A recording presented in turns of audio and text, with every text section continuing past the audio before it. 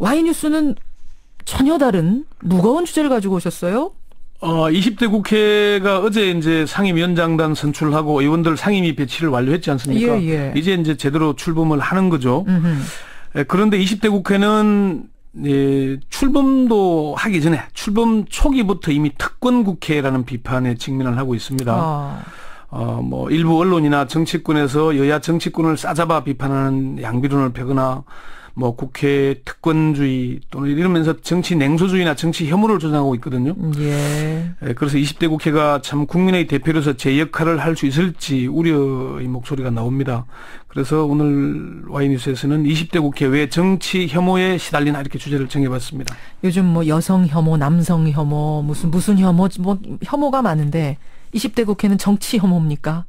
왜 이런 얘기가 나오는 거죠? 시작부터? 사실 이게 20대 국회를 겨냥했다고 보기는 그렇지만 국회가 문을 열기 무섭게 국회의원들의 특권을 거론하고 나서면서 국회의원은 특권 집단이다. 또는 국회의원은 특권만 누리고 일은 안 하는 사람들이라는 이미지가 만들어지고 있는 거거든요. 아하. 이게 이제 지난 9일에 KBS 뉴스에서 자전거를 타고 출퇴근하는 덴마크 국회의원의 모습. 예. 그리고 고급 승용차를 타고 나타나서 붉은 카펫이 깔린 의원 전용 통로로 들어가는 우리나라 국회의원의 모습을 대비를 하면서 보도를 하고 있거든요. 예. 동아일보는 국회 개원을 앞두고 6년 된 컴퓨터를 바꾸는 걸 멀쩡한 컴퓨터 3,000대 몽땅 바꾸는 20대 국회라는 제목으로 단독이라고 보도를 하고 이랬습니다. 그러니까 이런 언론 보도가 이어지면서 정치 혐오가 더해졌다고 보시는 거예요? 그렇죠. 20대 국회에는 특권, 뭐 정치 혐오 이런 게 이제 좀 넘쳐나고 있는 게 아닌가. 이게 사실 그 SNS나 인터넷 댓글들을 보면은 아주 비판의 목소리가 심하면 높습니다. 정말로. 근데요, 뭐. 네. 요 사이에 나온 언론 보도 몇 개 때문이 아니라 그동안 국회의원들이 쭉 자초해온 일은 아닙니까? 뭐 사실 그걸 부정하기는 어려울 겁니다.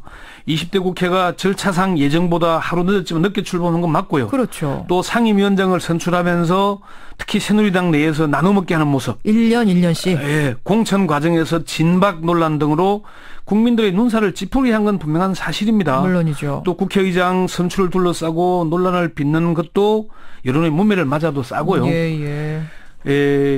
그렇지만은 이게 저도 국회의원 특권 불필요한 건 내려놔야 된다고 봅니다. 분명히 바꿀 건 바꿔야 되는데 이런 보도가 뭘 의미하는지를 잘 살펴봐야 됩니다. 사실은. 이런 보도의 의도요. 깔린 의도 내지는 이런 보도가 미치는 영향들을 국민들이 잘 봐야 됩니다.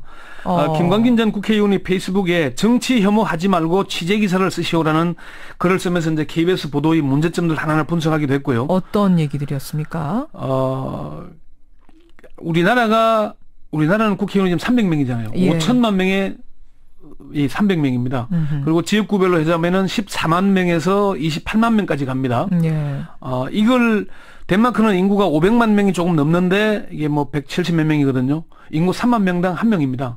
인구 3만 명을 담당하는 국회의원 1명인데 네, 그리고 우리는 그보다 훨씬 많은 수다. 의원 내각제입니다. 아하. 덴마크 인구 비례로 하자면 우리는 국회의원이 한 1,500명 정도는 돼야 비슷해집니다. 그래야 비서 2명 둘 수 있는 것이고 뭐 역할들을 줄이고 특권 내려놓게 할 수 있는 겁니다. 근데 지금의 300명에서 그렇게 할 수 있는 거냐? 그런 문제를 국민들이 좀 제대로 따져볼 필요가 있는 것 같습니다. 자, 그런 부분을 이제 미리 좀 지적하면서 오늘 주제로 돌아가 보죠. 20대 국회, 어쨌든 정치 혐오라는 말을 듣는 이유, 왜 시달리는 것인가? 첫 번째는 여소야대 국회라는 점을 감안해야 합니다. 20대 국회에서는 여소야대이니까 국회 입김이 셀 수밖에 없겠죠. 그렇죠. 국회의장도 야당 출신인 정세균 의원이고요. 예. 이런 이제 여소야대면은 테러 방지법이 통과되는 것처럼 정부가 원하는 법률을 집권 상정하는 일이 없어졌겠죠. 예. 그러면은 이걸 극복하기 위해서는 정말 행정부와 국회가 제대로 협치를 하거나 아니면은 국회를 무력화시키거나 여론의 질타를 받도록 만들어서 식물국회를 만드는 일밖에 없을 겁니다. 윤희용 오피니언 라이브 여론분석센터장은 박근혜 정부는 국회와 정치를 악으로 규정하는 반면에 정부와 행정을 선으로 규정하는 이분법적인 사고로 국회를 개혁해야 될 대상으로 만들어버렸다. 이렇게 되면은 행정부를 견제하려는 국회의 시도는 국민의 호응을 얻기가 어려울 것이다. 이렇게 분석을 했습니다. 아, 이게 그러니까 어떤 행정부와 청와대 쪽의 의도가 깔린 여론몰이 아니냐. 이런 의심의 눈길이 첫 번째군요. 그런 분석이 있고요. 두 번째는요. 두 번째는 박근혜 대통령이 여소야대의 현실을 인정하기가 쉽겠느냐 하는 분석입니다. 그건 또 무슨 말씀이에요? 박근혜 대통령이 20대 총선을 앞두고 국회 심판론을 여러 차례 공개적으로 언급했지 않습니까? 네, 식물국회 얘기요. 예를 들자면은 6월 25일 국무회의에서 당선된 후에 신뢰를 어기는 배신의 정치는 결국 패권주의와 줄세우기 정치를 양산하는 것으로 반드시 선거에서 국민들께서 심판해 주셔야 한다. 예, 예.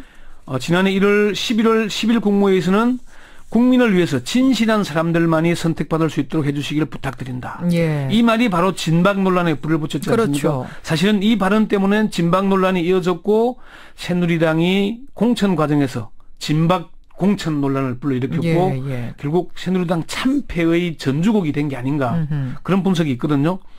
그리고 1월 13일 대국민 담화에서는 이런 위기 상황의 돌파구를 찾게 할 수 있는 유일한 대안은 바로 국민 여러분이다 이렇게 얘기를 했는데 사실 박 대통령이 이렇게 국회 심판론을 내셨는데도 불구하고 새누리당은 180석 이상을 얻을 것이라는 전망과는 달리 과반 의석에 실패했고 원내 2당으로 된 겁니다. 예, 근데 이번 20대 국회 개원 연설에서 박 대통령은 국정 운영의 동반자로 국회 존중하겠다라고 분명히 천명하지 않았습니까?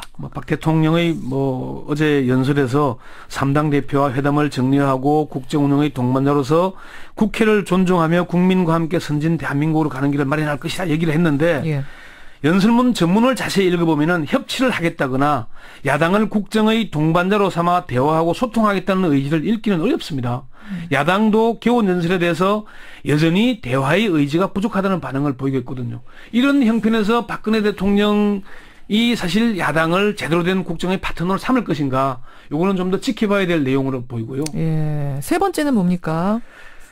20대 국회에 국한된 게 아니지만은 국회는 정부의 발목 잡는 집단이라는 이미지를 벗기지 않으려는 의도가 있는 게 아닌가. 이게 정부나 정치권에 있는 게 아닌가. 이런 분석이 나옵니다. 아하. 용인대 최창렬 교수는 박근혜 대통령이 거부권을 행사한 두 번이 모두 국회법 개정안이었다. 이걸 주목해야 된다라고 얘기를 합니다. 예. 여야가 합의해서 국회 본령의 임무인 정부에 대한 비판과 감시를 강화하기 위해서 국회법 개정안을 통과시켰다. 그런데 대통령은 이를 거부했다. 이는 국회 들어 거수기 역할만 하라는 얘기다. 이렇게 분석을 합니다. 국회가 일을 안 한다고 비판하지만은 그 근본 원인은 국회 들어 일을 하지 못하도록 거수기 역할만 하라는 대통령이나 행정부에 있는 게 아닌가 하는 분석인 겁니다. 1, 2, 3번이 다 결국 비슷한 맥락에서 이제 어떤 행정부가 지금 국회를 옥죄는 이런 느낌에서 지금 정치 혐오 여론을 더 몰이하고 있는 거 아니냐라는 의심의 눈길을 보내시는 건데 네 번째는 뭐죠? 언론이나 정치평론가들의 관행화된 평가가 아닌가 하는 분석입니다. 시사평론가 유창선 박사는 정치 불신이 계속되다 보니까 언론들이 근거가 취약한 상태에서 선정적이고 자극적인 보도를 통해 여론에 영합하려는 경향이 있는 게 아닌가 이런 얘기를 했고요. 관성이 붙어서 보도하니까. 더민주의 원혜영 의원은 언론 보도는 악의적이라거나 의도되거나 기획된 것이라기보다는 습관적인 것으로 본다. 과거의 익숙한 것으로부터 벗어나지 못하고 사실과 다른 걸 과장해서 보도하는 쉽게 기사를 쓰는 경향이 아닌가 그런 분석을 하기도 합니다. 그래요. 그런데 지금 청취자들 의견은 물론 그렇게 여론몰이를 해서 여론이 갈 수도 있지만 진짜 아니다 싶으면 국민들이 가려낼 텐데 정치에 실망한 게 사실은 너무 많지 않느냐. 요즘 드러나는 여러 사건도 그렇고. 그게 사실을 제대로 따지기보다는 언론의 선정적인 보도 정치권끼리의 싸움 때문인데 그 원인이 어디에 있는가. 지금 사실 저는 국회의원들을 무노동 무임금을 강조하는 게 가장 포퓰리즘이라고 봅니다. 아하. 국회의원이 어떻게 개헌하는 것만 일하는 건가요? 입법을 하려면 준비를 해야 되고 정부를 비판하려면은 사전 준비와 자료를 모아야 될 거 아닙니까? 그런 얘기를 하는 자체가 정치를 국민들로부터 멀어지게 만드는 것이고 그러면 그 혜택을 누가 보느냐. 권력 집단이나 기득권이 아닌가.